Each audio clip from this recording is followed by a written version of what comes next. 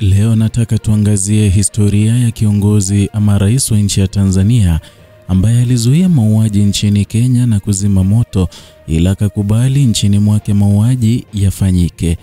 Ujambo na karibu. Mchana wa jua kali Februari mwaka 2008 ndani ya ukumbi wa makubaliano ya Serena Hotel jijini Nairobi, hewa ilikuwa nzito ambayo ilikuwa imejaa ukimya wa tahadhari. Kenya ilikuwa ukingoni mwa janga la kitaifa ambalo lilikuwa likitumbukia kwenye shimo la machafuko ya kikabila, mauaji na hofu isiyokuwa na mwisho. Mamia walikuwa wameshapoteza maisha, maelfu wakakimbia makwao, na dunia nzima ikatazama kama nchi hii, nguzo ya Afrika Mashariki, ingeweza tena kujisimamisha. Wakati huo ndipo simulizi ya kipekee ya usuluhishi wa kisiasa ilipochukua sura chini ya kivuli cha uongozi, busara na ustahimilivu wa viongozi wachache waliokataa kuona damu ikiendelea kumwagika. Ndani ya hali hiyo ya hofu, ndege moja kutoka Dar es Salaam ilitua katika uwanja wa ndege wa kimataifa wa Jomo Kenyatta. Ndani yake alikuwa rais wa Tanzania wa wakati huo, Jakaya Mrisho Kikwete, mwenyekiti mpya wa Umoja wa Afrika, aliyeingia katikati ya moto wa kisiasa bila kujua ukubwa wa tanuri alilokuwa akielekea kulizima.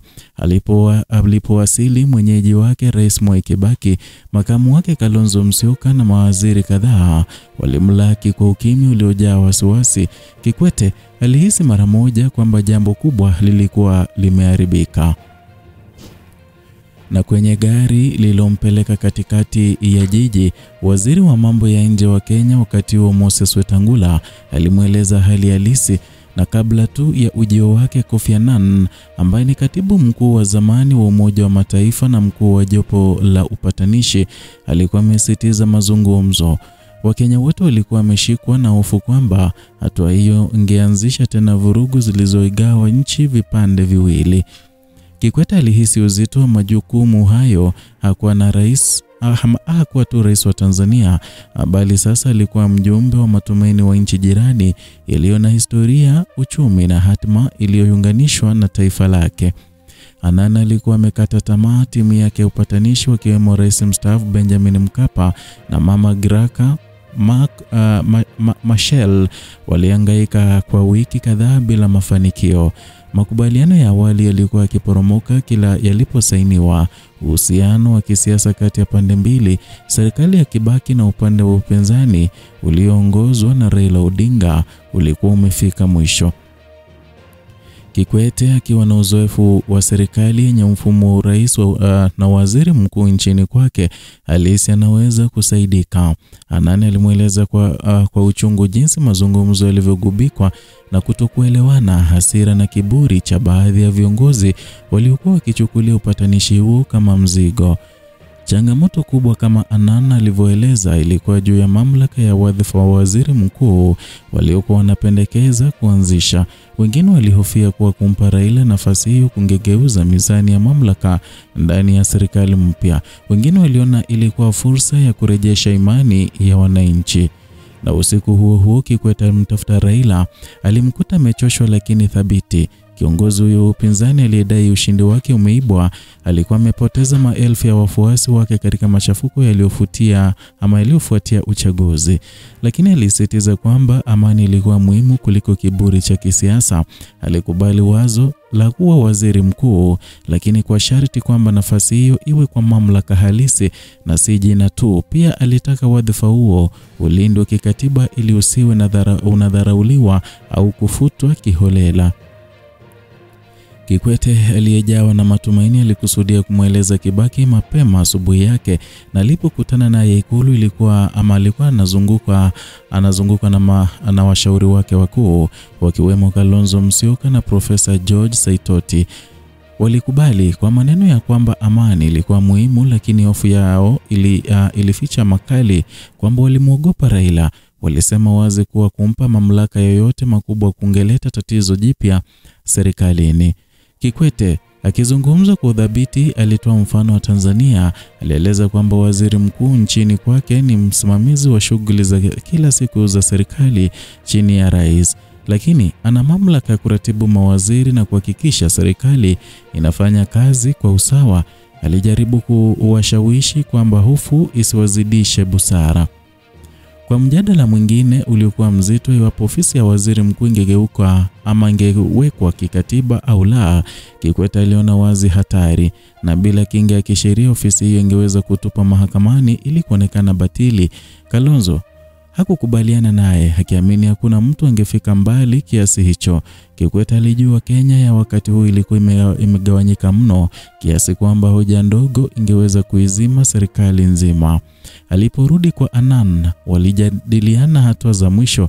Wakaamua kwamba ili kuvuka kizingiti hicho cha mwisho, Kibaki na Raila wangefanya mazungumzo ya ana kwa ana, bila wasaidizi, bila ushauri wa pembeni, bila siasa. Wakaandaa mkutano wa faragha kati ya viongozi wawili, wakijua kwamba siku hiyo ingeweza kuwa mwanzo mpya na mwisho kabisa wa matumaini. Na katika mkutano huu muhimu, mwanasheria mkuu Amos Wako aliitwa kutoa mwongozo wa kisheria. Baada ya kupitia makubaliano ya awali, Wako alibaini kipengele kimoja cha kikatiba kilichohitaji marekebisho. Rais angekuwa na mamlaka ya kuteua waziri mkuu na manaibu wake, lakini isingekuwa na mamlaka ya kuwafuta kazi bila ridhaa ya bunge. Wako alipendekeza njia ya kufanya marekebisho ya kisheria ili kuhakikisha mpangilio huu unakuwa halali. Kibaki kwa utulivu wa ajabu alikubali mara moja. Uamuzi ulikuwa kama moshi mweupe wa Vatican, ishara ya maridhiano. Ilikuwa hatua ya kihistoria. Hatimaye kulikuwa na mwanga mwishoni mwa giza refu lililokuwa limekumba taifa hilo. Lakini kabla ya kutia saini, kikwazo cha mwisho kilijitokeza, kwamba Francis Muthaura ambaye ni mkuu wa utumishi wa umma aliingia na kumfahamisha Kibaki kwamba timu yake ya washauri ambao ni Kalonzo, Saitoti na Martha Karua walitaka kumuona kabla ya kusaini. Kikwete alitambua hatari mara moja. Mkutano huu ungeweza kuharibu kila kilichokuwa kimejengwa kwa siku nyingi za jasho na uvumilivu.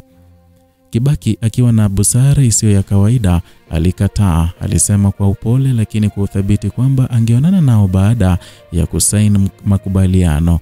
Ilikuwa hatua ya uongozi wa kweli ya kuweka maslahi ya taifa mbele ya siasa za kikundi. Kikwete alijua kwamba kama Kibaki angerudi nyuma, basi Kenya ingeendelea kulia machozi. Na baada ya chakula cha mchana, viongozi walirudi meza kuu. Wako alisoma hati ya mwisho, kila kipengele kikipitiwa na kwa umakini. Wote waliridhika, na dakika chache baadaye, chini ya macho ya dunia, Mwai Kibaki na Raila Odinga wakasaini makubaliano ya muungano wa kitaifa. Ilikuwa ishara ya mwisho wa matumaini. Kwa mara ya kwanza tangu ghasia zianze, Nairobi ilisikika ikivuta pumzi. Nje ya ukumbi, waandishi wa habari walipiga picha za tukio lililoashiria mwisho wa giza na mwanzo wa safari ngumu ya uponyaji wa kitaifa. Kikwete alitazama tukio hilo kwa hisia mchanganyiko. Alijua amani haingerejea mara moja, lakini Kenya ilikuwa imepiga hatua muhimu. Ujasiri wa viongozi, busara na wapatanishi wa shinikizo la jumuiya ya kimataifa vilikuwa vimeokoa taifa ililokuwa ukingoni mwa vita vya wenyewe kwa wenyewe. Miaka iliyopita, simulizi ya nyuma ya pazia la maridhiano hayo imeendelea kuibuka kama somo la uongozi, subira na nguvu ya diplomasia ya Afrika. Kikwete, Anan, Mkapa na wenzake walionyesha kwamba wakati mataifa yanapokumbwa na mgogoro, suluhisho haliko mbali, linapatikana pale viongozi wanapoweka maslahi ya wananchi juu ya siasa.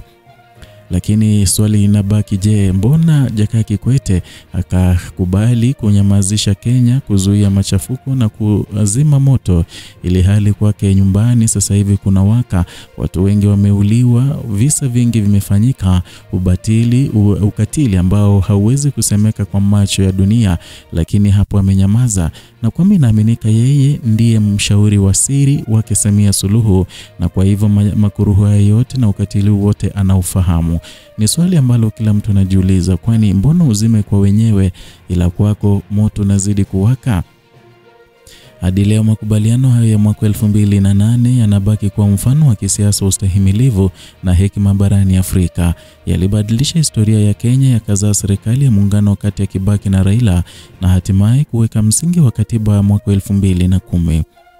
Kwa Kikwete, siku ile Nairobi ilibaki katika kumbukumbu kama siku iliyoshuhudia taifa likizaliwa upya kutoka kwenye majivu yake. Kwa Kenya, ilikuwa siku iliyorejesha matumaini kwamba hata katika giza kuu zaidi, nuru inaweza kushinda ikiwa tu viongozi watasikiliza sauti ya busara na utu. Ni hayo kwa sasa, na swali linabaki, je, mbona Jakaya Kikwete hawezi fanya jitihada za siku 2-3 ili aweze kunyamazisha na kuleta usafi wa kisiasa nchini Tanzania? Ni swali ningeomba majibu hapo chini kwenye comment section. Asante sana. Nikiwa wewe ni mfuasi wetu, nashukuru. Nikiwa ni mara yako ya kwanza hapa, tafadhali kumbuka kusubscribe, kulike na kushare video hii ili tuweze kufikia wengi. Na vile vile gonga kengele ili upate alerts na notifications kila wakati tunapoweka content mpya.